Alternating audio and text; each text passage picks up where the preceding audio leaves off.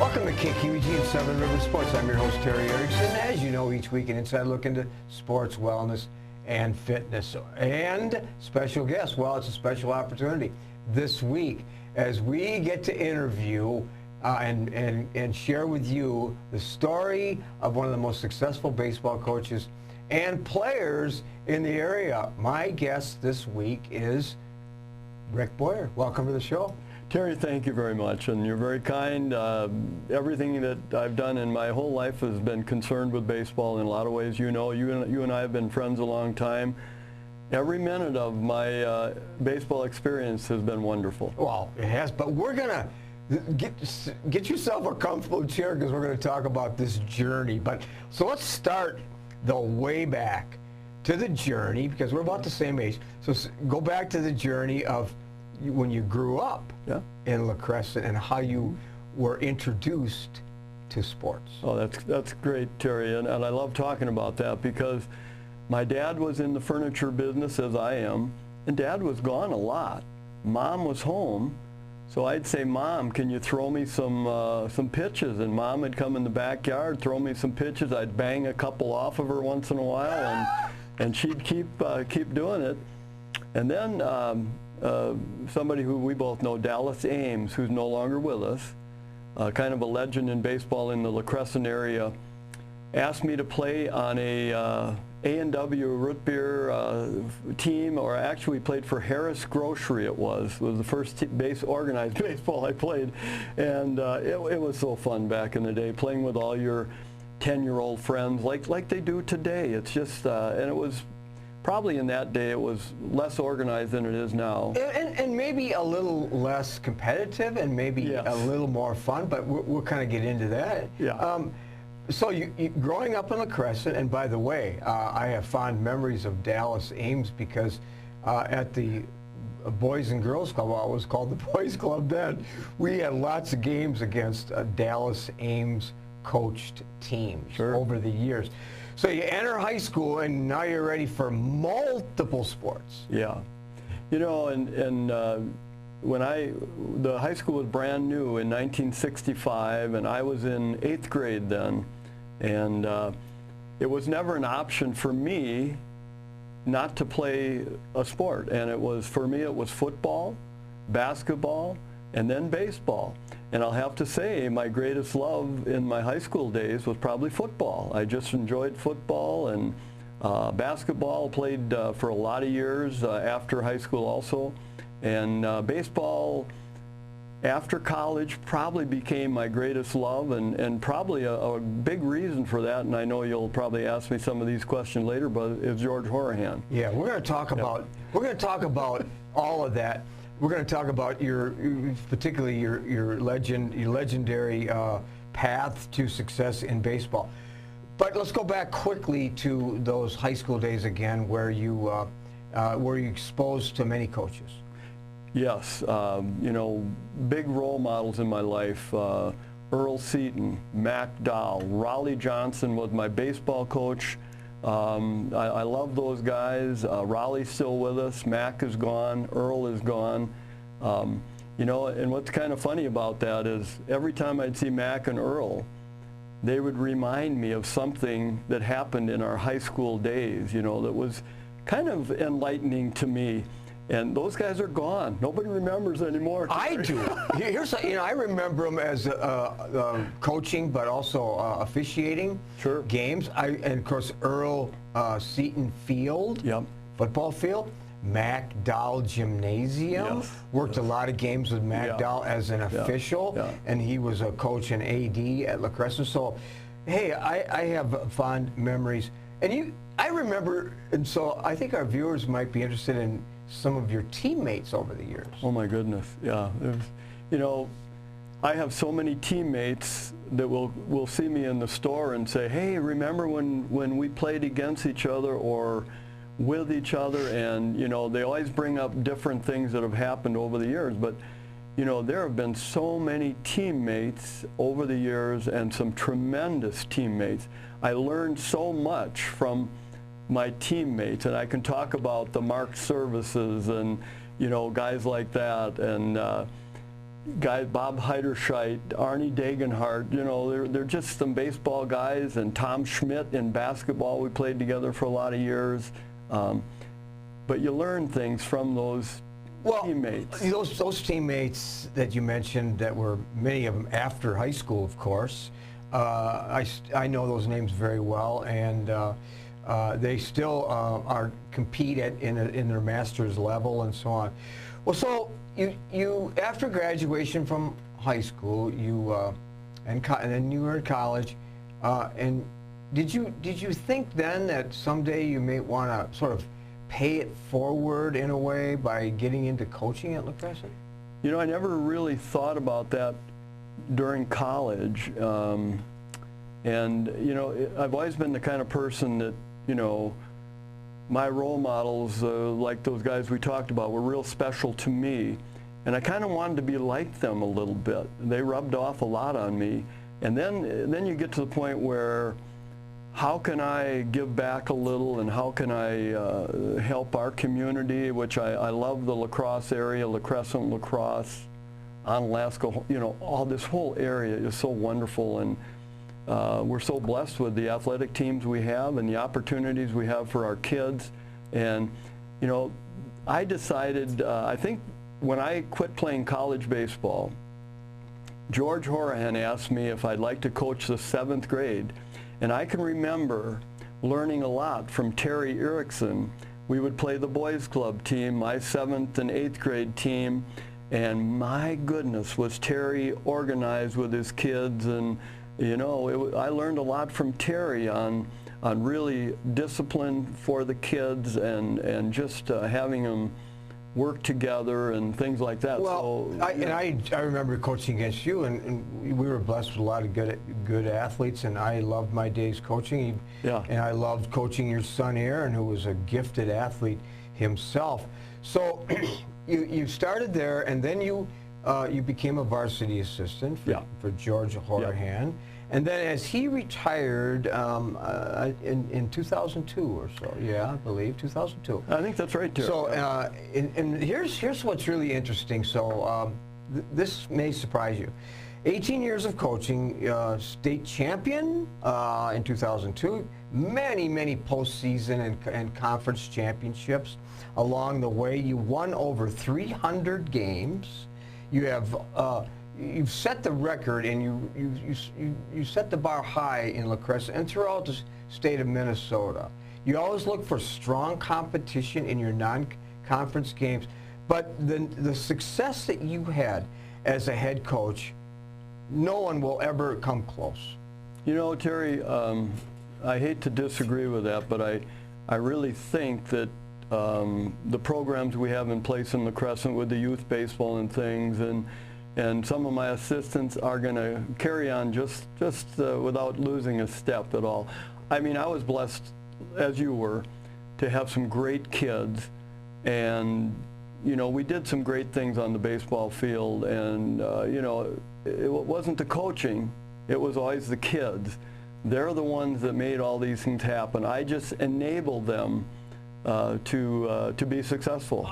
We gave them the tools. I'll bet you that our viewers that know Rick Boyer and know the program might not necessarily agree with that, because a lot of that success was due in a major way to your leadership. There's no, but you know, you deflect, and I'm not surprised, but it was because of Rick Boyer. So after all those years, 18 years as a head coach, an unexpected thing occurs, and of course we all know what that is.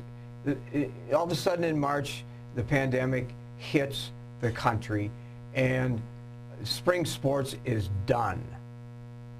That was a big blow to you, because you had a tremendous season, a talent level coming back. I know a lot of your players, and people had picked you to go all the way to the state tournament again, and perhaps another championship. And then one day I open the paper and I read that Rick Boyer has retired. That, I think, surprised the whole community. You know, it was something that my wife and I had talked about, and we had decided before the pandemic, before any of that happened, that this would be my last year coaching high school baseball.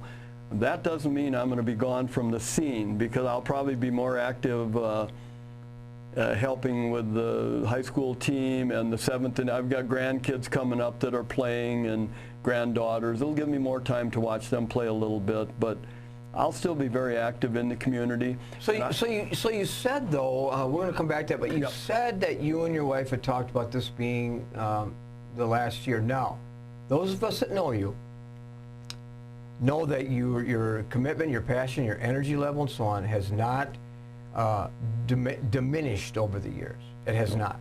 No. But you decided that would be your last year. Was there a reason? There are many reasons. One reason, I'm 68 years old. I've been doing it a long time. I've had a lot of fun with it. I've had a lot of success. The timing was right. My wife would like to see me a little more, believe it or not, Terry. She'd like to do more things in the spring, and you know, my other feeling is this, and you can understand this. I have some young assistant coaches that are ready to be head coaches, and I really don't want to stand in their way. And I've had my run. Let's let them have their run and let them do it. Well, but when you did that, though, and you may not be ready to answer this, but any regrets that you did that you retired? You know, I would say no. I would say no. You know, with what we're going through now, and no, you probably don't know this, Terry, but Minnesota has decided to play football in the spring and then baseball after that in the summer. It'll hurt our Legion program. It's only for 1 year, we hope.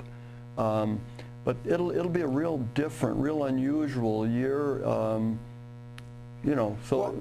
Well, actually, 24 hours ago, and of course we're taping this show on August 5th, and a couple weeks before it airs, but just less than 24 hours ago, it was revealed to the community in a press release what you just said. Yeah. That, and I'm wondering, I'm hoping actually, that, and some people may not agree, I'm hoping that Wisconsin follows that model. Instead of eliminating football entirely, which may happen, taking that season and having it in the spring, on abbreviated season, abbreviated winter sports, abbreviated fall, which is spring, and abbreviated baseball, which would start in May. Mm-hmm. I like that model. You know, I like our old model, Terry, but we're not going to have that, and that might be the lesser of the evils that we have to enable not to lose football for a year. Yeah. You know, you mentioned assistant coaches. Well, you were a committed, energetic, and devoted assistant to George Horahan, and all of us, you know, any success I had over the years, and I loved what I did, was I was blessed with tremendous staff, and even more tremendous assistant coaches that worked with me, or they were like, I'm so close to them. You have had great assistants over the years too, many in your 18 years. You know, we've had quite a few, and most of them have just stayed with us for a long time, you know, over those years. I know when I took the job, or not when I took the job, when I applied for the job, Jack Gerholt in our community said, Rick, if you want to be the head coach, I'd love to be an assistant. I thought, boy, with Jack on my side, we'll go far, and we did, and Jack was with me for a lot of years. We had Jamie Muller that was our Legion, very successful Legion coach, as another assistant. Right now I have Carl Eckern as an assistant, been a long time La Crescent PE instructor, Ryan Needfelt, another one, and Tony Mueller. Yeah, you've really been blessed. Well, we're blessed to have you on the show, but we got to take a quick break. Okay. So we're going to step aside for a minute. We come back more here on Seven Rivers Sports. With our busy lives, it's a comfort to know that we can still remember loved ones in a traditional way with a monument. Lewiston Monuments in Lewiston, Minnesota has been helping families purchase a monument for over 4 generations. You'll find a large selection of beautiful granite, marble, and bronze monuments, all at competitive prices. And they're a full-service company, so they also do straightening, cleaning, and repair of monuments. Stop in or call for a no-obligation consultation, or visit lewistonmonument.com for more information. You know, the thing I'm most proud of when I think about our company is the reputation that we've been able to build in this community. Our technicians have done a great job going out and performing magnificent jobs for the customer. And our customers have rewarded us with some really great reviews online. We have over 150 five-star reviews online right now. Our technicians do a great job out there, and our reviews show it. We can say without hesitation, when you choose Schneider Heating and Air Conditioning, you'll be glad you did. Welcome back to Seven Rivers Sports this week. It's a privilege to have Rick Boyer, a good friend and involved in the community, and a baseball coach, head coach for 18 seasons, just retired. You talked about your assistant coaches, but let's kind of prioritize your assistant coaches a minute. Sure. Okay.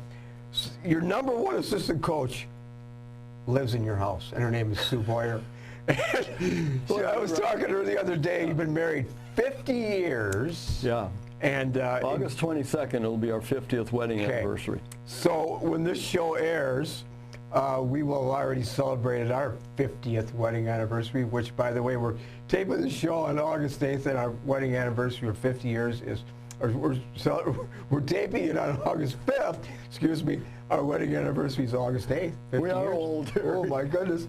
So I talked to your number one assistant coach, and she told me, well, the marriage would have never lasted unless I bought into and was a huge supporter of baseball, which she was. And in fact, what was really interesting is that you didn't play a game nor you coach a game when you got married. You took that day off and you actually were at the wedding and the reception. And then when the three children were born, you didn't have a game either, so you were there for those. So that was pretty significant days for you. Yes, it was. Yes. So, but Sue had mentioned to me that you, when I say assistant coach, you shared a lot of your success, your frustrations, and some of rehashing games with her, and she was a good sounding board. Oh, for sure. You know, in addition to that, you know, a coach's wife. Every year when we're done with our season, we have a season-ending party, always at our house. We did that when I was an assistant coach and when I was the head coach for 18 years. We had 18 parties as a head coach. And actually, Terry, I have coached at La Crescent for 45 years. So before that, we probably had another 18 parties at our house. And I didn't do anything. My wife did everything, organizing and preparing all the food and all that. That's the similarity that you and I have with wives. But you know, you had a lot of success. But let's not kid ourselves. There's challenges in coaching. Oh my goodness! Yeah. There's challenges, many challenges, and coaches have identified those. Authors have talked about them. Drama is an issue that occurs. Sure. One of the things that a lot of people discuss is how you take an athlete that maybe has the success, has the potential, does not have the success. How do you take an athlete that's just sort of dwelling in mediocrity and get them to reach their potential? You know, part of it's the coaching, part of it's his teammates too. That you know, I think, as you know, hitting is contagious. Winning is kind of a contagious thing too. Kids get the idea of winning, and they just decide they're willing to buy in and do whatever it takes to do that. Spending the extra time in the weight room. We give them opportunities in the morning before school to work on their hitting, and we work on different things with them. You know, whatever they need, whatever the athletes need. Here, I love this statement. Coaches are difference makers. Perhaps more influential in the life of a young person, to coaches and teachers, than maybe anybody else that enters their life. And they can be difference makers in the standpoint, from the standpoint of teaching powerful life lessons. Would you agree with that? And if so, how have you done that? Oh, for sure. You know, myself as an athlete growing up, I had more free field, teamwork, how to work with adversity. Baseball is a game where if you're if you're successful 3 out of 10 times, you're all conference, you know, and that means you're unsuccessful 7 out of 10 times, and that you really learn how to deal with adversity there. And, you're a multi-sport athlete, and so was your son Aaron, your daughter's athletes too, and your grandchildren and so It's an athletic family. Your wife, an athlete, and still works out religiously. I see her on the streets, and sure. So, multi-sport athletes. Now today, there are many, many young people that are not multi-sport athletes, that are just exclusionary in terms of playing just one sport. What's your thought on that? I hate that. I just think, and I've talked to different professional scouts, and they love multiple sport athletes right now. I think the trend now is to, if you love basketball, you're going to play basketball year-round. Baseball, you play baseball year-round. And, you know, from what I hear from different scouts, is they love athletes that are good at baseball, maybe good at wrestling, good at basketball, good football players that also hockey, all these things. You got so many things you can do. And what I encourage my athletes all the time, I'm getting on them to play another sport, even if it's something that isn't as physical, maybe like golf. Golf is a great lifetime activity. It's a great sport. Why not play 3 sports during high school? I know you advocated for that. Plus, you always were at games at La Crescent, even when your children weren't playing or you weren't coaching. I'd see you at games all the time, hollering at the referees like me, but just kidding. But no, supporting everybody. Just as you reflect now, because all of us as we get older, we spend more time reflecting. Mm-hmm. Any regrets through your years of coaching? You know, I would say there are little things that maybe I wish I would have done differently with a particular player or something. There are some regrets. There are some things that haunt me a little bit. One time I had we had some strict rules in La Crescent, and they didn't come from me necessarily. They came from a mentor of mine, George Horahan. We had to have our hair trimmed. We had to be shaved. We couldn't have long hair.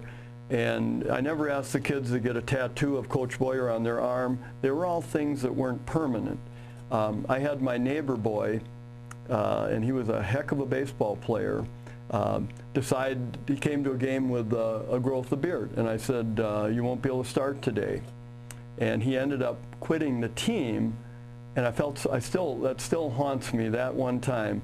I should have done more to get him to come back to the team. And you know, he was sitting for one game, and we were playing Black River Falls at the time. And I really feel bad about it. That's always bothered me. Good coaches, as they reflect, hey, as I reflect, you know, there were some situations that I regretted too, in terms of maybe being a little too strict, expected too much, and not being a little bit more flexible. Yeah. But you know, one of the things that you did very well is you connected well with your athletes, and unlike when we played, the connection between a coach and a player was not, relationship building was not of importance. And as time went by, and as you know, now coaching is connecting with athletes. Yeah. You were always good at that. And in case our viewers don't know this, you connected well because you were the coach of the Loggers also. Yeah. And that was a great experience. Oh, it was tremendous. You know, we talk about experiences and learning from our players. There was so much we learned with the Loggers, and just the day-to-day grind that we're through. And a baseball grind, it's not a tough grind because you're doing something you love. And those kids are all coming to lacrosse, great, outstanding young men trying to get better. And we're helping them get better. I loved every moment with the Loggers, too. You did a great job. Is there too much pressure now with parents, and there's mostly good parents and some that are helicopter versions, but you know, that happens. Is there too much pressure on young people nowadays? Yes, yeah, there definitely is, and I feel I'm guilty of that with my grandkids a little bit too. You know, I want them in the weight room, I want them working out, I want them, you know, doing all these things. We don't give our kids as much of a chance to be kids anymore. Maybe to even go on vacation with mom and dad. It's a hard thing to fit it in between their schedules, because we've got high school athletes that are practicing hockey right now. They're practicing football right now. They're playing baseball right now, and they're doing all of this when they could be playing with their friends or playing pickup games that you don't see as much anymore and things like that. Most people agree with you, Coach Boyer, and the expectations are more, and parents get them involved in multiple things, and our grandchildren, also our kids, and so, but there is a lot of pressure, but it's a good time. Now we're able to watch our grandchildren play, you and I, and that's certainly a benefit. It well, sure is. You know, speaking of benefits, one of the greatest benefits that I have as host of the show is I'm able to sit and talk with athletes and coaches, and it makes me a better person, and it's just a pleasure to have you as one of the icons in this area as our guest this week on Seven River Sports. Again, Rick Boyer, appreciate you taking the time to be on the show. Terry, thank you very much. We'll continue to do what we're doing and helping in the community, and thank you very much. You're welcome. I don't think Rick Boyer's done coaching, and I think he's going to still be around. So keep an eye on that. All right, we'll be back with some closing thoughts right after this. You know, the thing I'm most proud of when I think about our company is the reputation that we've been able to build in this community. Our technicians have done a great job going out and performing magnificent jobs for the customer. And our customers have rewarded us with some really great reviews online. We have over 150 five-star reviews online right now. Our technicians do a great job out there, and our reviews show it. We can say without hesitation, when you choose Schneider Heating and Air Conditioning, you'll be glad you did. When you're faced with the decision of selecting a monument to honor someone dear to you, call Lewiston Monuments for a no-obligation consultation. Lewiston Monument is a full-service monument company, serving families in Iowa, Minnesota, and Wisconsin for over 4 generations. You'll find beautiful granite, marble, and bronze memorials, all at competitive prices. Their experts can help you design the perfect and unique memorial.